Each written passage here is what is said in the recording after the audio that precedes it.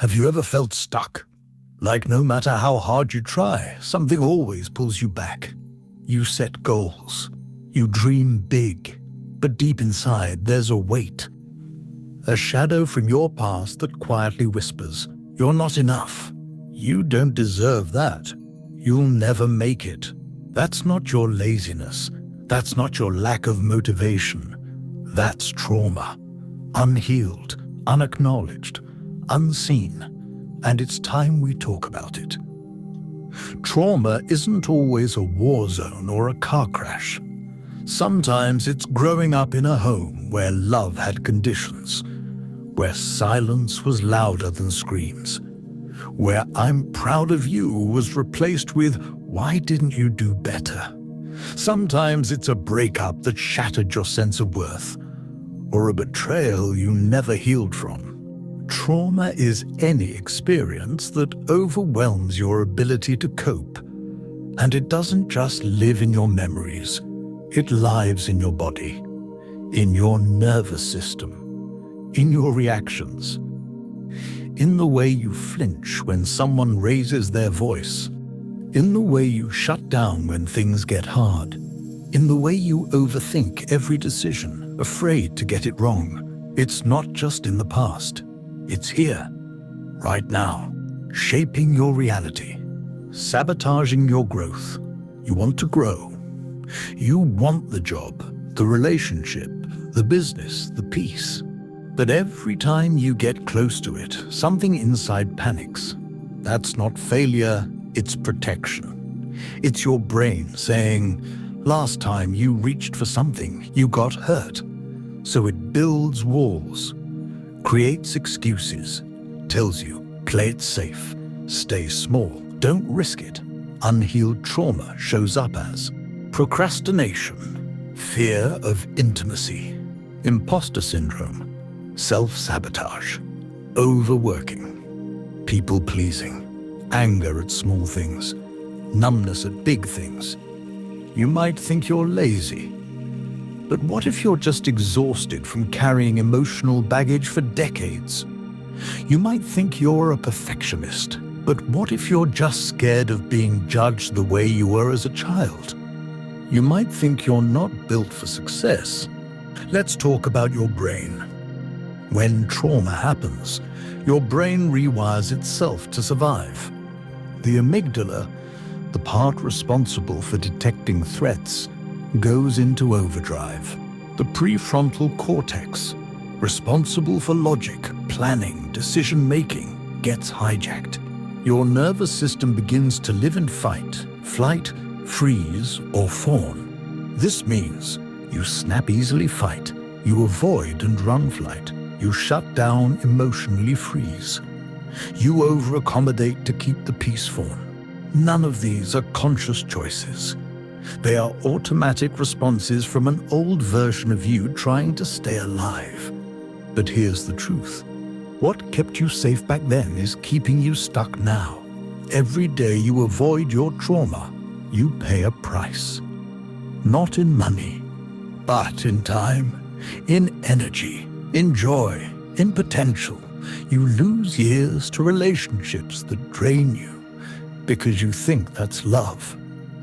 You lose passion to jobs that numb you because you think stability is safety. You lose self-worth to cycles of burnout, thinking that productivity equals value.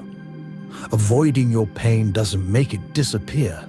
It makes it stronger. It controls your decisions from the background. It sabotages your future while pretending to protect your past. Let's be honest, healing sucks. It's painful. It's confusing. It's messy. It requires you to go back to the places you swore you'd never visit again. It asks you to feel things you buried to survive. It demands honesty, vulnerability, and stillness. But you know what's harder than healing? Staying the same.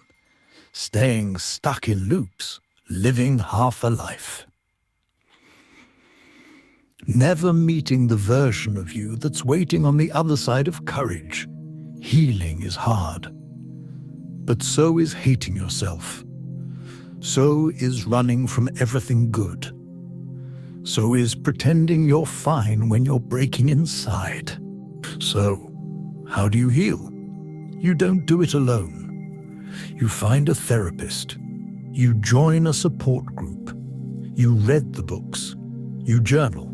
You sit with your emotions instead of running from them. You stop labeling yourself as broken. You start seeing yourself as wounded, but willing. You reparent yourself.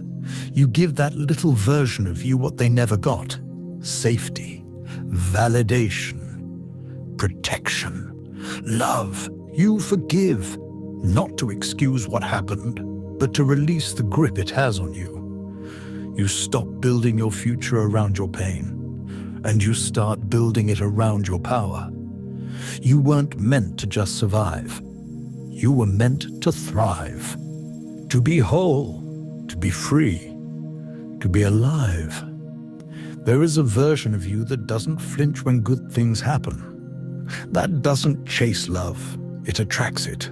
That doesn't hustle for worth, it embodies it. That version isn't found in more money, followers, or achievements. It's found in healing.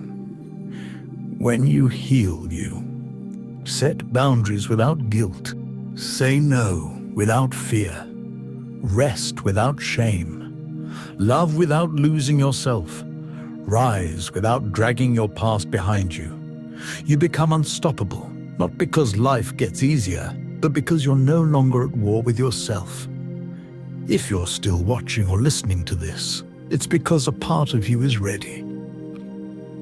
Ready to stop surviving. Ready to stop pretending. Ready to face what you've been running from. You don't have to heal overnight. You don't have to have all the answers.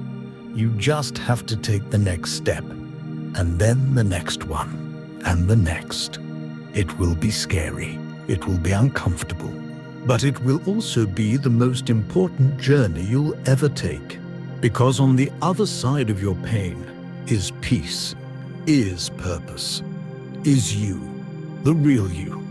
Not the you that trauma created, but the you that's been waiting patiently to be free. You've been through things that no one sees. You've carried burdens in silence. But that ends today. You are not broken. You are becoming. And every step you take to heal breaks a chain, heals a generation, changes a life. So breathe, feel, heal, and rise. The world is waiting for the healed you, not the perfect you, just the real you. If this spoke to your soul, share it with someone else who's ready to heal. Because we rise together.